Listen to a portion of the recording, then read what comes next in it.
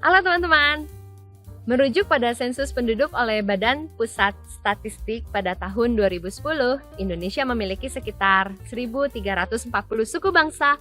Banyaknya suku bangsa yang dimiliki Indonesia masih berlangsung sampai dengan saat ini ya teman-teman. Banyak banget ya.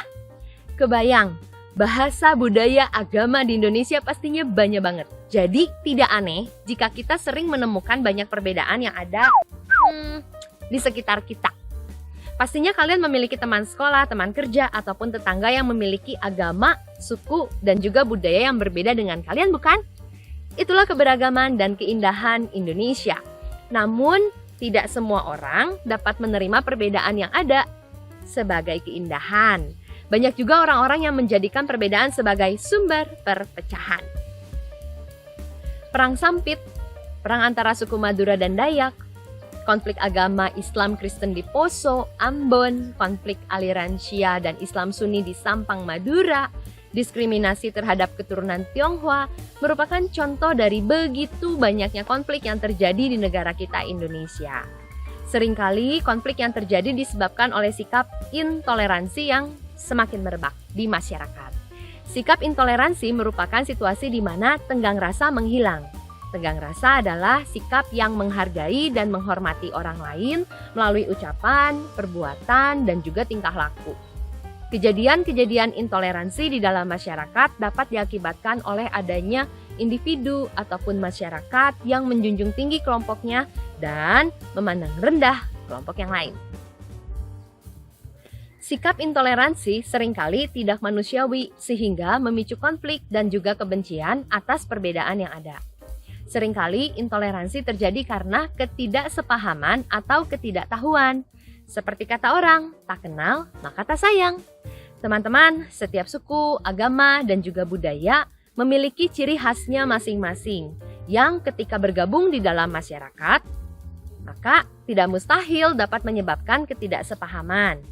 Untuk itu, perlu sekali kita memiliki sikap saling menghargai sehingga tidak dengan mudah tersulut emosi ketika kita menghadapi perbedaan yang ada di sekitar kita. Kasus intoleransi termasuk juga pelanggaran hak asasi manusia berkaitan dengan kebebasan beragama dan berkeyakinan yang terjadi dalam beberapa bentuk. Pelanggaran itu antara lain melarang aktivitas keagamaan, merusak rumah ibadah, diskriminasi atas dasar keyakinan atau agama, intimidasi, dan juga pemaksaan keyakinan. Beberapa contoh sikap intoleransi yang kerap kita temui di dalam kehidupan sehari-hari dan tidak mustahil mungkin kita pun pernah atau sering melakukannya diantaranya, tidak menghargai dan menghormati hak orang lain. Diskriminasi atau membeda-bedakan orang berdasarkan suku bangsa, agama, ras, gender, dan juga hal yang lainnya. Mengganggu kebebasan orang lain baik dalam memilih agama, keyakinan, ataupun kelompok sosial, memaksakan kehendak kepada orang lain, tidak mau bergaul dengan orang yang berbeda pandangan atau pendapat, ataupun mementingkan kelompok sendiri atau menganggap kelompok sendiri lebih baik dari kelompok yang lainnya. Sikap intoleransi pastinya memiliki banyak dampak negatif teman-teman, diantaranya 1. Mengakibatkan terjadinya banyak konflik sosial yang menghasilkan perpecahan di dalam kehidupan berbangsa dan juga bernegara. Kedua, sikap intoleransi melahirkan sikap yang merendahkan kebudayaan atau kelompok yang berbeda dengan kebudayaan dan kelompoknya sendiri. Ketiga, sikap intoleransi memunculkan konflik ras, antar suku, dan juga antar agama. Dan yang keempat, sikap intoleransi pastinya menghambat pembangunan dan pemerataan sarana dan prasarana di negara kita Indonesia. Sikap intoleransi bukanlah sikap yang baik ya teman-teman.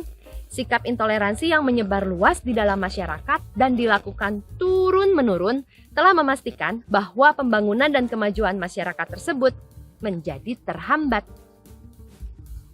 Kamu pastinya tidak mau kalau masyarakat Indonesia selalu mempermasalahkan berbagai perbedaan yang ada di masyarakat sehingga akhirnya lupa membangun negara, bukan?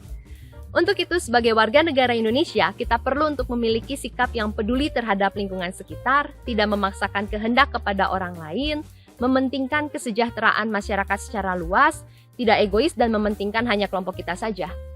Dengan berbagai tindakan sederhana yang dapat kita lakukan dalam kehidupan sehari-hari kita, maka kita dapat mengambil bagian untuk mengurangi sikap dan tindakan intoleransi yang ada di masyarakat. Yuk teman-teman semua, kita mulai mengikis habis tindakan intoleransi dan melihat bahwa keberagaman yang ada di sekitar kita sebagai kebanggaan dan bukanlah sumber perpecahan bangsa kita.